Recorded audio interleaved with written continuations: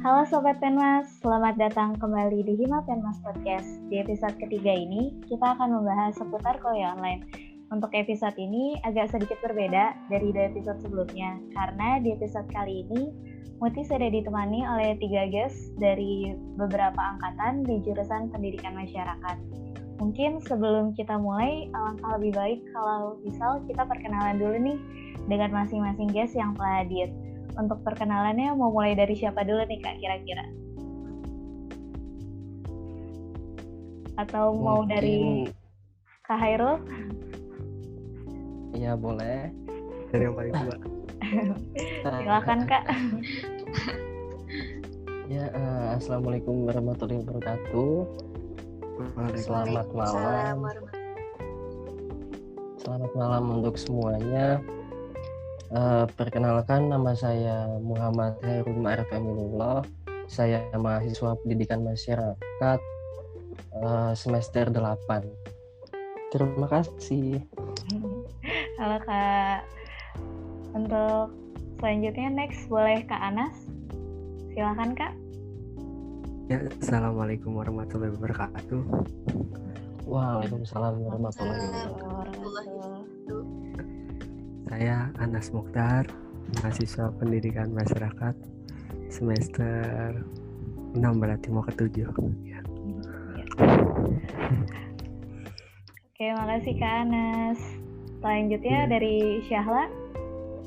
Silahkan. Assalamualaikum warahmatullahi wabarakatuh. Perkenalkan, nama saya Syahla Afifah Limanda. Saya mahasiswa dari Pendidikan Masyarakat kelas 2 menuju kelas 3. Udah bukan maba lagi ya. Oke nih, sekarang kita udah kenalan semua ya sama guest kita untuk episode kali ini. Jadi sesuai dengan tema yang sudah Muti katakan tadi, Muti pengen tahu nih Kak, dari Kak Hairul, Kak Anas, dan Syahla itu bagaimana sih perasaannya pas pertama kali diumumkan kalau kegiatan belajar mengajar dan seluruh kegiatan mahasiswa lainnya itu diliburkan, kemudian diganti jadi pembelajaran daring atau online. Silakan Kak, mau dari siapa dulu? Mungkin dari Kak Hairul. Mungkin boleh. Jadi untuk mengenai informasi kuliah online itu, bagi saya kan waktu itu sedang ada pembimbingan skripsi ya. Iya Kak. Jadi pada saat itu kita sudah melaksanakan 2 sidang. Yang pertama sidang proposal, lalu yang kedua sidang komprehensif.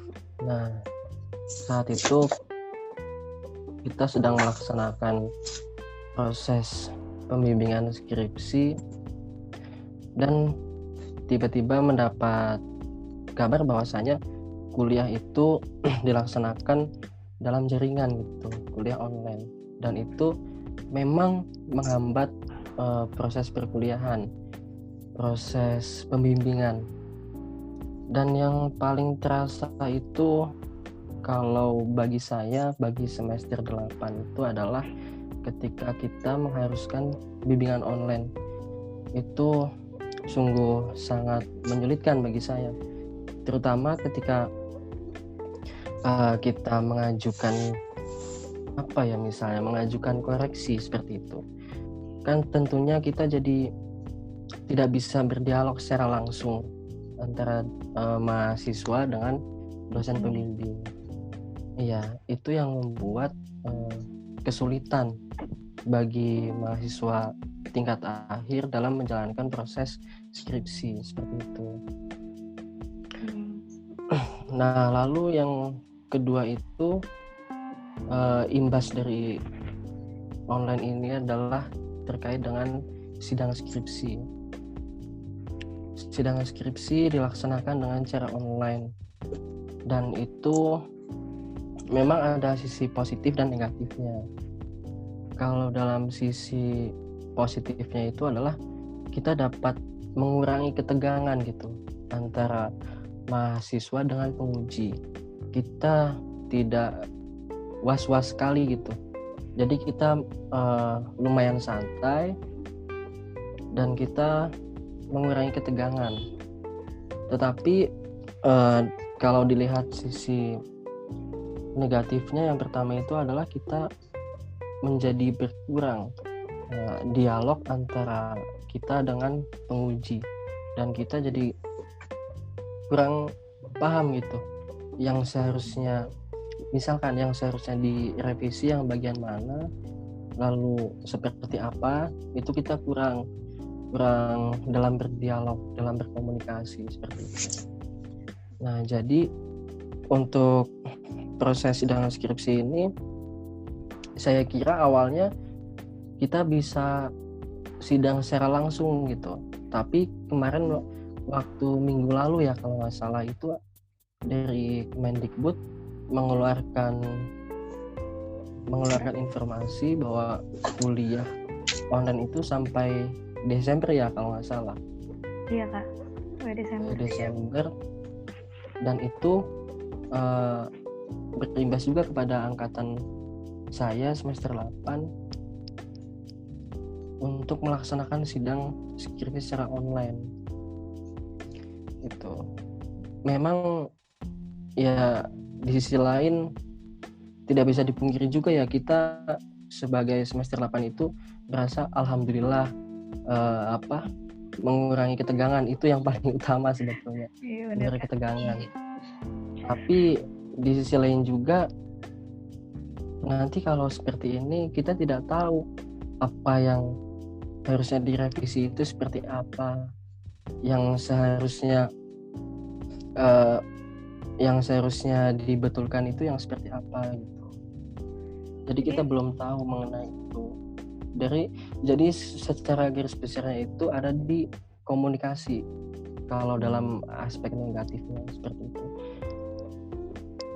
Mungkin itu dulu, Muti. Oke. Jadi kalau selama sidang itu jadi dari komunikasinya ya Kak agak berkurang. Yang biasanya kita bisa langsung tanya jawab dengan dosen, karena lewat dalam jaringan seperti ini agak susah mungkin ya untuk berkomunikasinya. Iya, seperti itu. Dan memang kalau ya. Iya Kak, lanjutkan nggak apa-apa. Oh iya. Dan memang saya harap ketika kita sidang skripsi secara online itu tidak berimbas juga kepada wisuda pada nantinya gitu. Soalnya wisuda itu ada di bulan Desember katanya. Jadi ya semoga saja dalam proses wisuda juga tidak online seperti universitas yang lain seperti itu. Jadi agak kurang ya Kak suasana wisudanya kalau misalkan online. Iya. Oke, next mungkin dari Kak Anas. Gimana nih Kak perasaannya selama kuliah online ini? Kalau dari saya pribadi ya lebih sedikit kecewa aja gitu. Maksudnya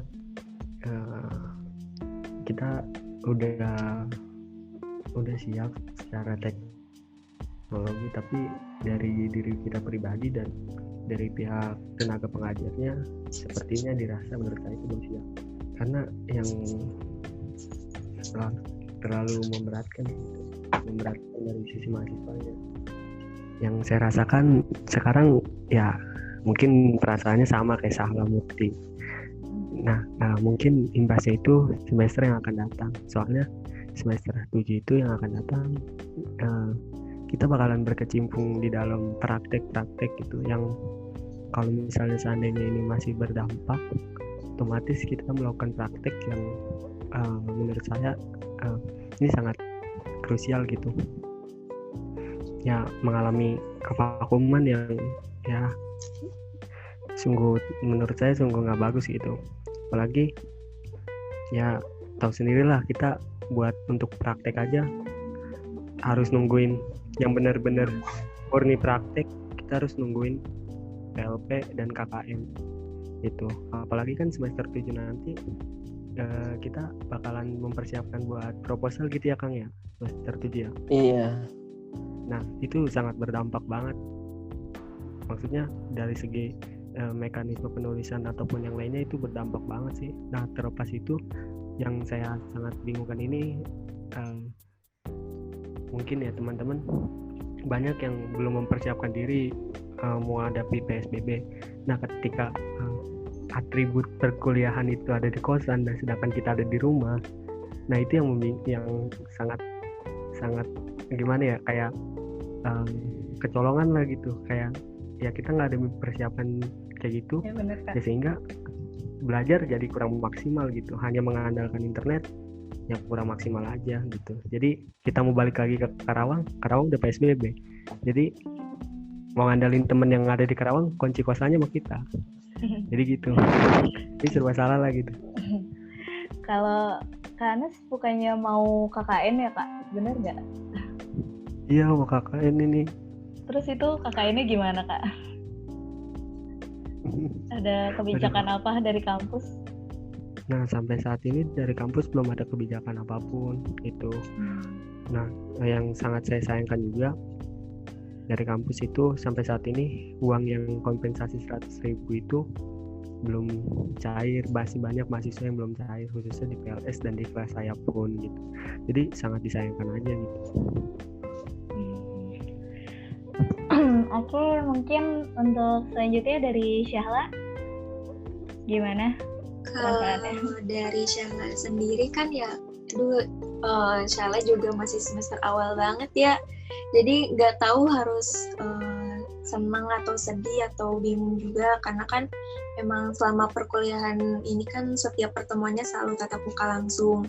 Jadi ketika pas pertama kali diumumkan KBM itu dilakukan melalui daring, kayak kebingungan juga, maksudnya konsepannya itu seperti apa gitu, karena kan emang yang namanya mahasiswa semester awal, jadi belum pernah ngerasain yang namanya KBM melalui daring gitu, jadi masih bingung gitu konsepannya kayak gimana, via apa. Kalau misalkan lewat WhatsApp juga mungkin kayak grup kayak gitu juga kan kadang suka gak efektif juga gitu. Jadi kayak masih bingung aja, masih apa ya, masih berusaha untuk beradaptasi lagi gitu sih.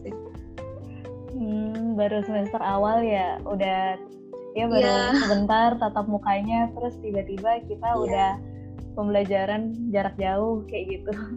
Iya betul ya. Terus mungkin untuk selanjutnya, menurut kakak-kakak nih dan Syahla, apa sih kelebihan dan kekurangan dari kuliah daring itu? Silakan buat siapa yang mau duluan. Mungkin dari Kak Anas mau? Gantian dari yang bawah sekarang ya Kang ya, Kang Dewa. Iya. Besok Kak. Dari Syahla mungkin duluan, dari gantian, tadi dari atas sekarang dari bawah. Oke, baik, terima kasih. Kalau dari Syahla sendiri sih apa ya, kelebihan ya tuh ya, kelebihannya dari kuliah online itu mungkin bisa belajar teknologi lebih dalam lagi gitu, karena kan kita selama ini kan apa ya, berkomunikasi mungkin lewat sosial media aja gitu, lewat WhatsApp, Instagram, Twitter kayak gitu-gitu aja, tapi belum tahu gitu media untuk berkomunikasi selama kuliah daring ini tuh bisa lewat aplikasi apa aja gitu. Justru pertama kalinya Syahla tahu ada aplikasi Zoom sama Google Meet itu tuh dari ini kuliah daring ini gitu. Jadi sangat membantu juga sih, bisa wawasannya juga bisa lebih luas, bisa lebih tahu aplikasi-aplikasi lain juga. Terus nggak hanya mengandalkan pertemuan tatap muka secara langsung, tapi bisa melalui via Zoom, Google Meet, Google Classroom, grup WhatsApp gitu. Terus waktu perkuliahannya juga pasti lebih fleksibel gitu kan, bisa dilakukan di mana aja, kapan aja gitu, sesuai dengan kesepakatan antara mahasiswa dan juga dosennya gitu, bisa sambil rebahan gitu kan, mungkin bisa sambil nyantai gitu, pokoknya ya senyaman mungkin gitu pas kuliah online teh. Terus gak perlu dandan yang rapi-rapi juga gitu, kayak misalnya kayak bangun pagi harus mandi dandan rapi terus berangkat gitu kan, nggak harus ini lagi kan. Jadi kalau misalnya kuliah lewat Zoom Google juga nggak perlu mandi mungkin.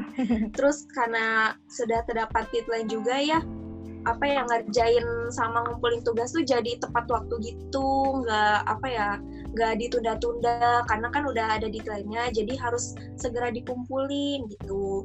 Itu kalau misalkan kelebihan kuliah daring menurut Sahla. Kalau misalkan kelemahannya itu pastinya kan kayak di setiap daerah itu kan kondisi internetnya juga pasti beda-beda ya.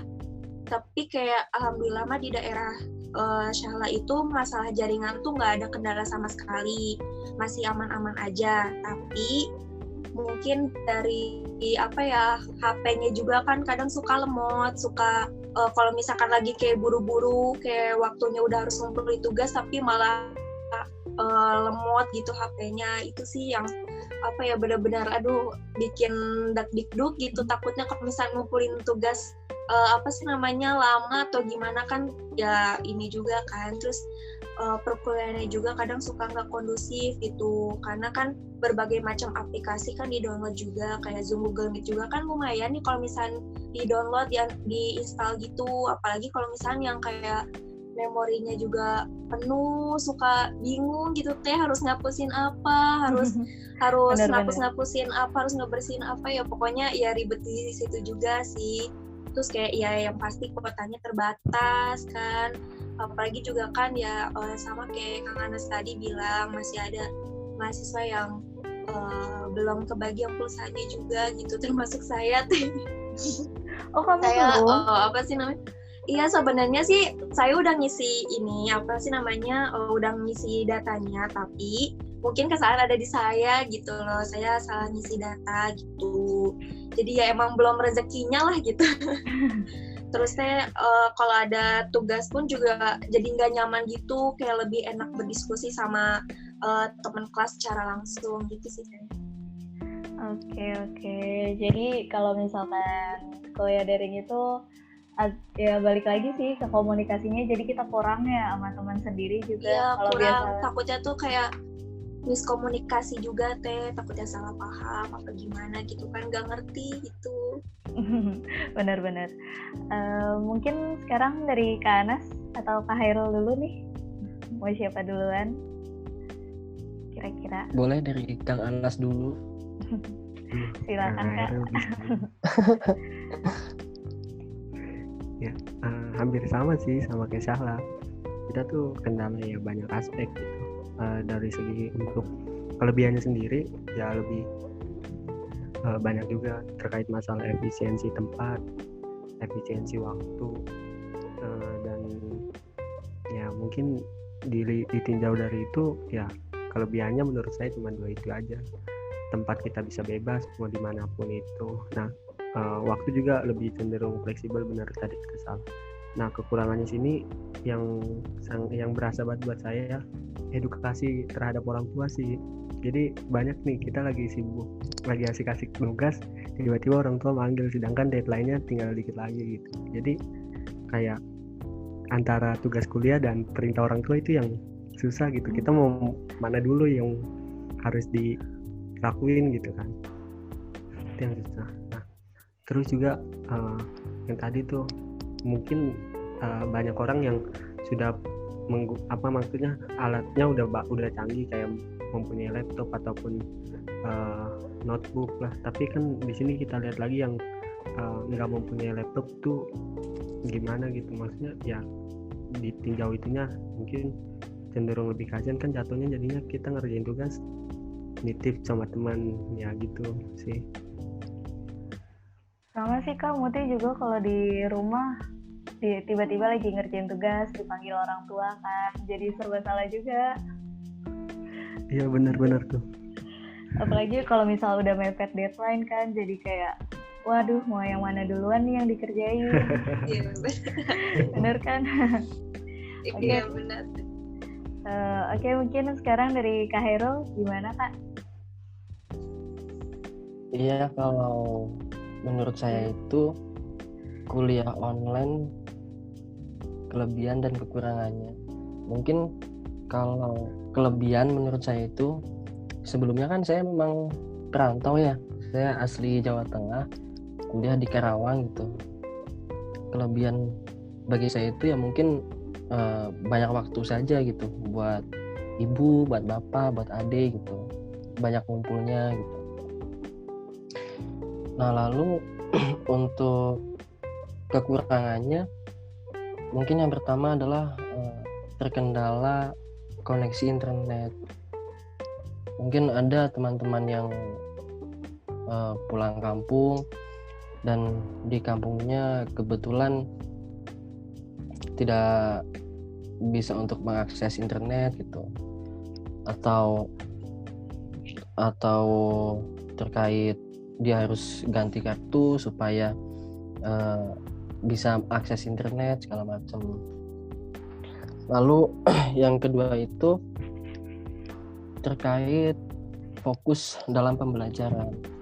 Jadi kalau menurut saya mahasiswa ketika pembelajaran online itu memang fokusnya itu menjadi berkurang. Memang ini tuh kuliah online merupakan salah satu media ya, bisa menggunakan media handphone, laptop atau segala macam.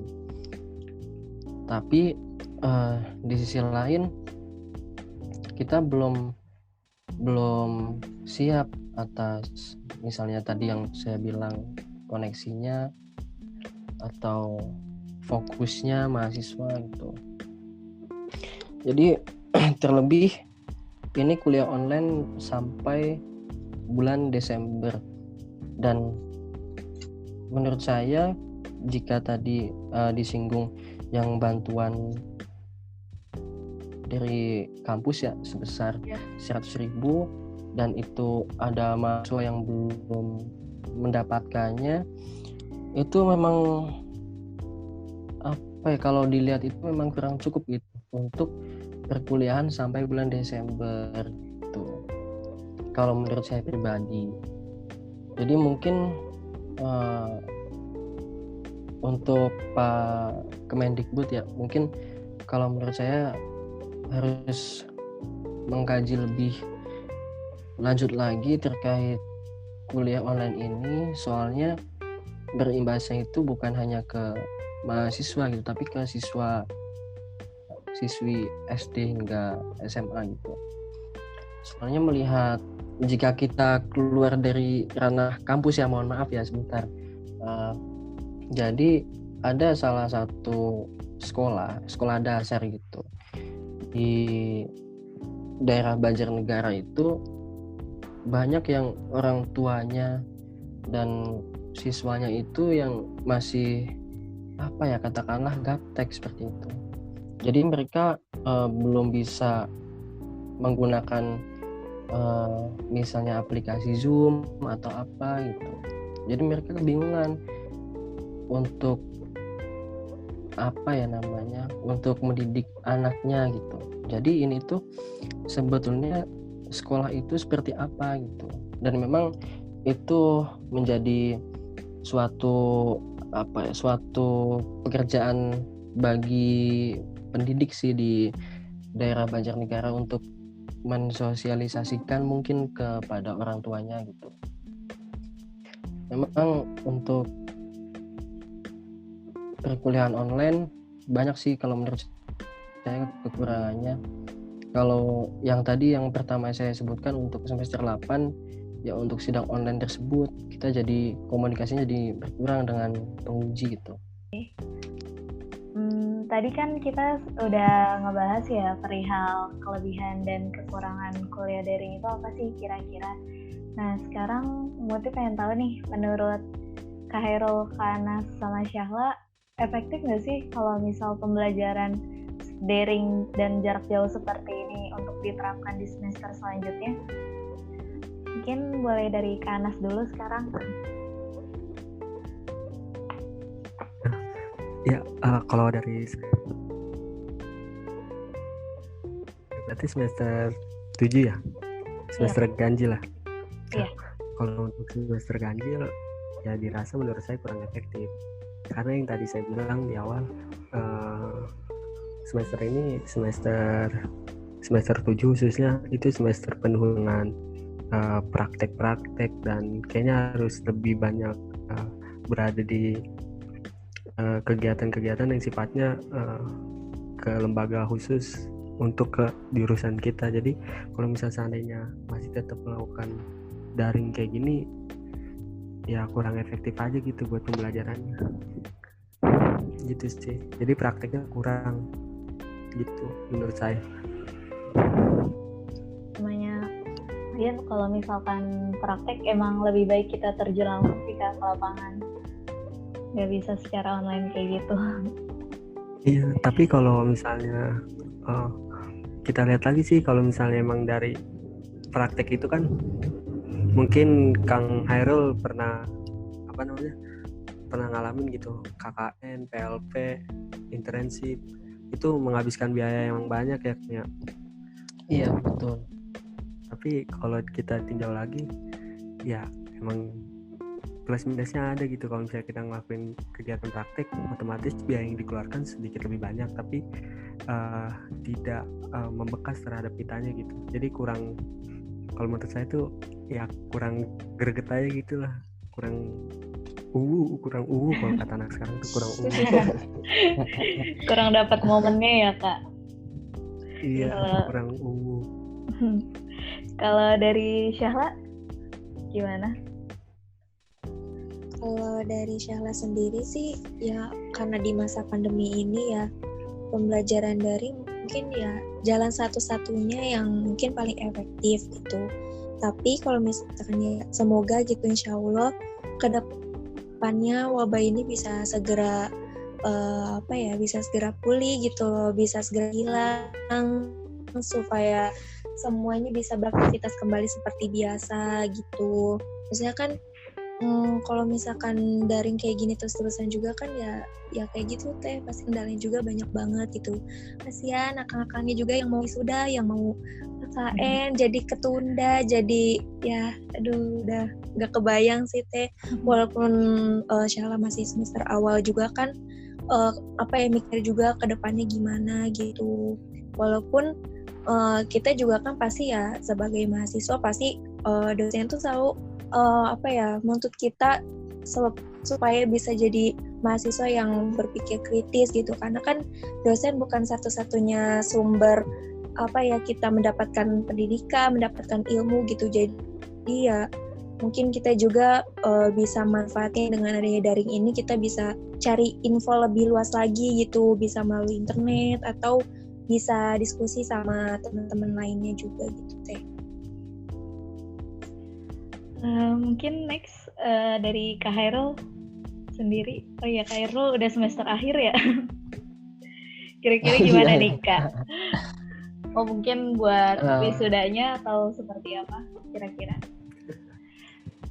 Untuk menurut saya perkuliahan online ini apakah efektif atau tidak, itu saya berkaca dari semesternya Kang Anas ya.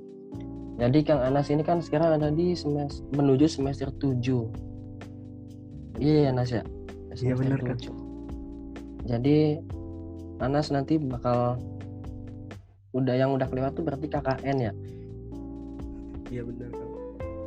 Di semester 7 ini sebetulnya banyak hal-hal yang harus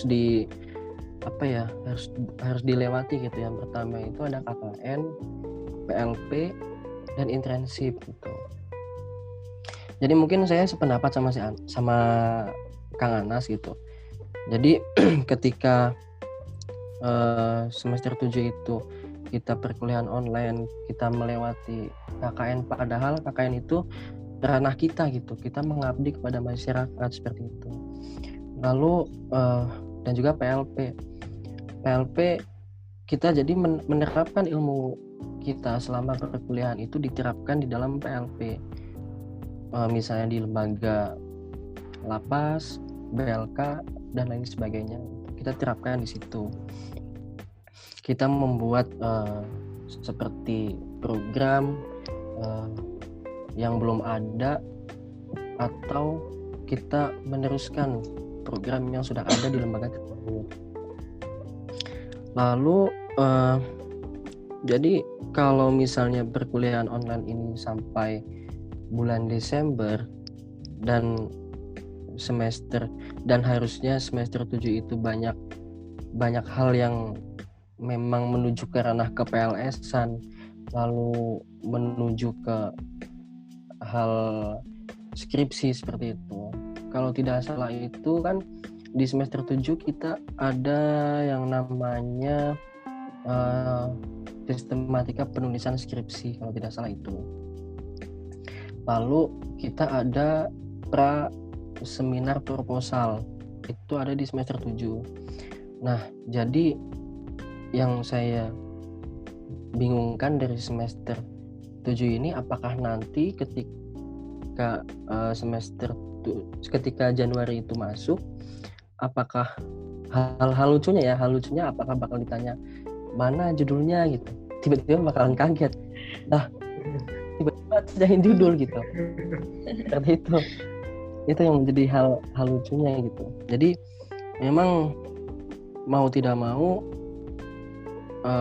untuk semester yang menuju semester 7 itu memang harus sudah menyiapkan judul gitu.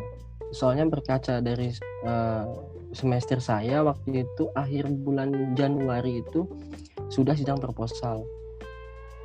Lalu akhir bulan Februari itu sudah sidang komprehensif. Jadi memang semuanya harus dipersiapkan lebih jauh gitu. Dan padahal untuk pencarian judul skripsi itu biasanya itu ada di PLP. Ketika kita melaksanakan PLP itu biasanya tiba-tiba muncul ide ingin membuat skripsi dengan judul ini gitu dan lain sebagainya, seperti itu. Dan memang menurut saya ya kalau dikatakan efektif ya belum, tapi mau bagaimana lagi dengan situasi yang seperti ini gitu. Soalnya ada beberapa mata kuliah yang tidak bisa diajarkan secara online seperti itu. Iya sih Kak, benar. Soalnya Muti juga di semester ini ada aplikasi statistika dalam penelitian. Jadi selama diajarkan via Zoom juga kitanya nggak ngerti-ngerti, kayak kayak harus kita ketemu langsung sama dosennya, apalagi kan itu berhubungan dengan angka dan hipotesis. Iya. Jadi memang agak sulit sih dalam beberapa mata kuliah kalau misalkan diajarkan secara online seperti itu. Mungkin Iya memang. Ya Kak? Iya memang ada beberapa mata kuliah sih yang seharusnya tidak diajarkan secara online gitu. Dan itu memang terkadang tadi yang aplikasi apa Muti? Aplikasi statistika dalam penelitian Kak kalau nggak salah. Oh itu seharusnya itu bisa dijadikan buat penulisan skripsi di kuantitatif kalau tidak salah. Iya. Buat nantinya. Mungkin untuk yang terakhir nih, Muti pengen tahu kira-kira dari Kak Hairul, Kak Ana, sama Syala, apa sih yang dikangenin selama ngampus itu sendiri di Untika selama kuliah offline? Kira-kira mau dari siapa dulu nih? Dari siapa dulu nih? Mungkin dari semester yang paling mudah saja. Semester yang paling tua. Paling tua itu belakangan. Udah tinggal di kosan soalnya. Coba dari Syahla, apa nih yang dikangenin dari Untika? Dari Unsika yang dikangenin mah pasti ya terutama sih anak-anak kelasnya dulu sih ya Tia. Anak-anak kelasnya yang biasanya ribu atau seru-seruan atau ya diskusi bareng kayak gitu. Kadang suka tiktokan juga kalau misalkan lagi kebur mah. Kadang-kadang juga terus ya jajanan-jajanannya di kantin musika. Terus ya biasanya juga kan kalau berangkat pagi tuh emang udah paling pagi, udah penghuni kelas pagi teh udah datang paling awal gitu. Terus ya apa ya pokoknya suasana kangen lapangannya juga, olahraga bareng kayak gitu sih teh. Terus apa sih namanya ini, kangen ini juga nari, kangen nari. Kamu ikut UKM tari ya? Iya, itu kan tari. Jadi kayak aduh udah lama banget kan, apa sih namanya nggak diolah lagi gitu loh. Jadi kaku. Oke, mungkin nanti ketika kita udah masuk bisa langsung diolah ya badannya. Iya teh. Selanjutnya mungkin dari Kak Anas, apa nih Kak yang dikangenin dari ngampus? Wah, banyak Put. Apa tuh Kak kira-kira? Kangen mandi di kosan ya. Kangen mandi di kosan. Ya Mas ya. Iya betul banget Mas. Kangen ya makan sederhana di kosan bareng-bareng. Iya Mas ya. Betul. Terus kangen kalau misalnya lagi stres kita harus kemana, menenangin dirinya. Kangen ya sama anak-anaknya juga kangen. Terus apa lagi ya kangen sama segala macam. Oh ya terutama yang saya sayangin kenapa harus sekarang ini terasa ini waktunya saya nih minta jatah nih Kang, katanya Kang Khairul nih seharusnya nih kan dia udah pada selesai skripsi nih, biasanya makan gitu. Iya biasanya seharusnya emang kayak gitu Nas, tapi ada pandemi gimana Nas? Sengaja banget.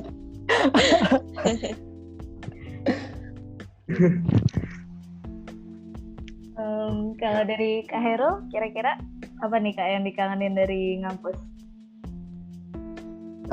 Mungkin kalau yang paling dikangenin bagi saya itu di kampus itu adalah suasana kelas. Kebetulan kelas saya itu kelas yang paling ribut gitu. Dalam artian ributnya itu tentang misalnya dalam pembelajaran gitu. Yang sini argumennya seperti ini, yang sini argumennya seperti itu. Nah itu menimbulkan suatu keributan. Kalau di kelas saya seperti itu. Itu kalau di kelas.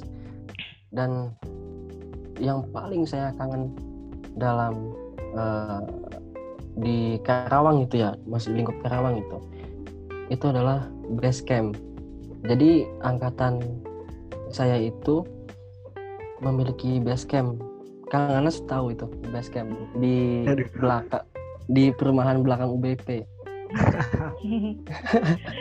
Itu base camp semester 8 itu ada di situ. Jadi kalau misalnya nyariin siapa gitu, pasti di situ. Soalnya semuanya ngumpul di situ. Laki-lakinya di situ semuanya. Jadi dari sejak awal semester 2 itu emang sudah pada di situ. Pada ngumpul itu semua. Jadi kekeluarganya dapat, lalu gotong royongnya dapat seperti itu. Jadi memang hal itu yang paling saya kangenin di base camp. Meskipun kita sering gabut, ya tetap asik aja gitu. Soalnya kita bareng sama teman-teman gitu. Jadi yang paling saya kangenin ya kalau secara individu gitu, boleh kan secara individu gitu. Yang paling saya kangenin adalah yang pertama Kang Teguh, soalnya kita udah lama nggak ketemu. Lalu Kang Wiguna, udah lama ketemu juga. Lalu Kang Ajis, Wahyudul Ajis selaku demisioner Ketua Himpunan 2018. Lalu Kang Ipang, Kang Aldo juga. Pokoknya rata-rata semuanya lah. Saya paling suasana di base camp. jadi kangen sama temen juga nih Kak. Kangen ngumpul. Iya, sama Muti juga kangen ngumpul sampai pagi buat ngebahas proker, kangen diskusi-diskusi juga sama teman-teman yang lain. Soalnya kan semenjak pandemi ini jadi apa-apa serba online kan, rapat pun via online yang biasanya kita bisa ngobrol sampai pagi, ngomongin proker aja. Sekarang kayak ya susah juga sih untuk ngebahas apapun itu. Berarti untuk rapatnya itu masih online ya? Selalu online ya? Beberapa rapat ada yang online Kak, cuma ada beberapa juga yang kita sudah laksanakan langsung di Karawang rapatnya. Ya udah. Semoga terlaksana semuanya. Amin Kak, amin. Terima kasih. Warung Kuning gimana kan? Warung Kuning. Wah, dia ini katanya mau ada nikahan katanya Nas. Siapa tuh? Biasa Mang Abeng. Jai. Oke, mungkin itu saja sih Kak yang mau Muti tanyain sama Kak Anas, Khairul, sama Syahla. Makasih banget udah mau jadi guest untuk Himapenmas Podcast episode 3 kali ini. Sukses selalu buat Kak Anas, Khairul, sama Syahla ke depannya. Semoga Amin. Semoga kita bisa dipertemukan kembali secara langsung dalam keadaan sehat walafiat. Amin. Untuk terakhir, kira-kira ada yang ingin disampaikan nggak nih Kak? Secara personal dari Kak Anas, mungkin dari Khairul atau dari Syahla? Aduh, yang pengen keluar dulu aja kali ya, keluar dari kampus. Ya nggak apa-apa Kak. Bisa aja Kang Anas. Detik terakhir ini Kang. Jadi mungkin saya ingin menyampaikan permohonan maaf gitu ke teman-teman entah angkatan 2016 ke angkatan 17, angkatan 18 dan 19 gitu. Maaf kalau misalnya saya ada salah atau apa gitu. Lalu yang kedua, mohon doanya supaya diperlancar semuanya sampai wisuda, sampai punya gelar SPD gitu. Lalu yang selanjutnya itu untuk teman-teman 2016 khususnya, semoga sukses selalu dan tetap jaga silaturahmi. Semoga kita ada waktu lagi untuk saling berjumpa. Lalu yang terakhir itu saya mohon maaf gitu kepada Kang Wahyu Abdul Aziz selaku demisioner Ketua Himpunan Himapenmas 2018. Saya minta izin dan mohon maaf karena saya kurang enak gitu mendahului beliau, karena beliau selaku demisioner Kahim gitu. Jadi saya mohon izin dan minta maaf kepada beliau. Seperti itu. Mungkin itu, Muti. Oke Kak, terima kasih. Mungkin next dari Kak Anas. Ya, saya pribadi